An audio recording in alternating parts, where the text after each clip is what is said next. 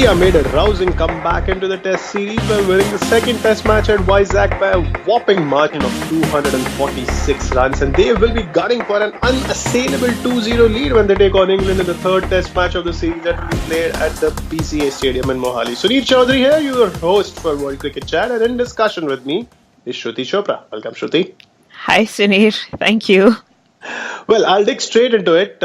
India did win an important toss at Vizag, and what surprised me, however, was the way the toss was made out to be. The way Alistair Cook almost attributed his defeat at the hands of India to the toss.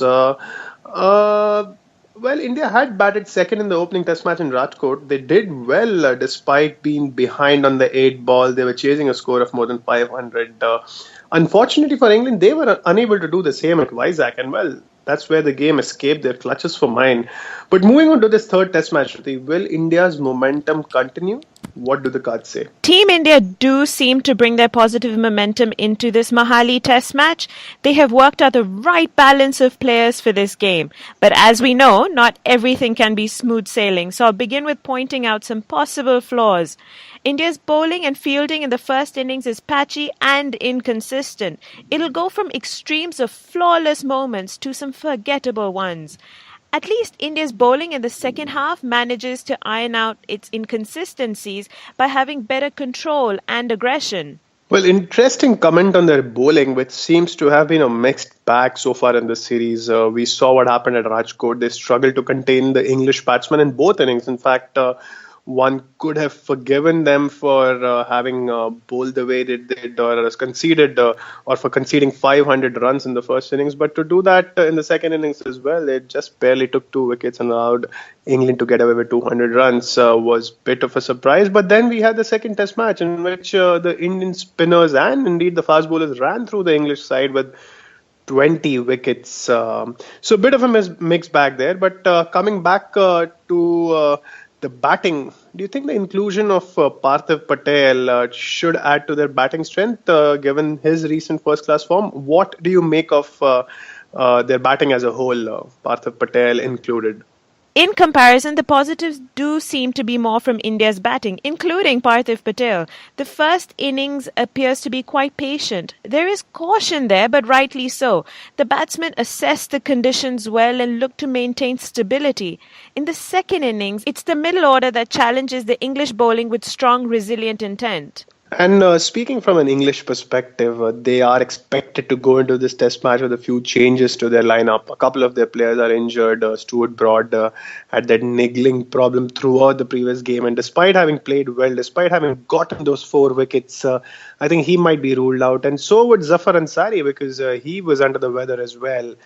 And then there was that Ben Duckett issue where he has struggled to pick up the spinners. He has gotten out to Ashwin all the times he has been at the crease.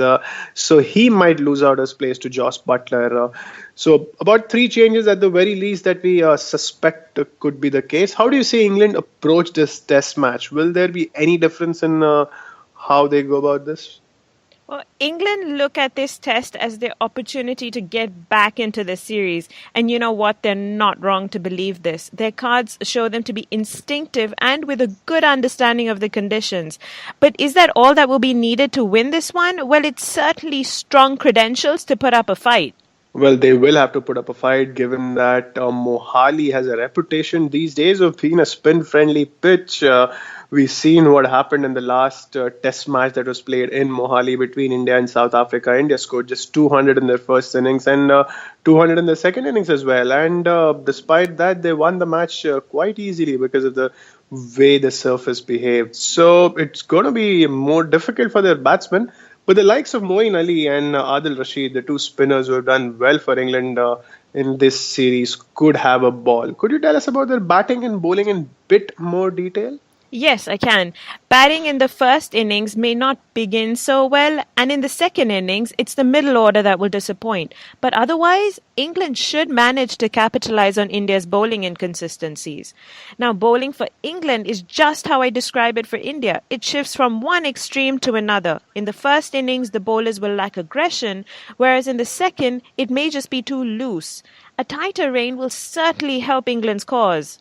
Now for the interesting bit, India lead 1-0, and as I had said, then another win here would ensure that they cannot lose a series to England, which they have been doing quite regularly recently to England.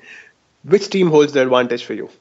Both teams face similar challenges, yet they both have the same positive intent, which is why picking a team becomes a challenge for me. So the team I'm going for is the one that shows better balance and the one that has the ability to create opportunities where none exist. So surprise, surprise, it's Tara Advantage India. No surprises there at all, Shruti. Coming from you, there is no surprise. I'll be surprised the day that you said India will not win a particular match. But that's it from us. We should be back very soon with a preview to another match and probably with a video as well in the times to come. But till then, please do subscribe to World Cricket Chat. There's a red button there which says subscribe. Please do subscribe to it and do follow us on Twitter at World Cricket Chat. That's WORLDCRICCHAT. Have a good time. Bye bye.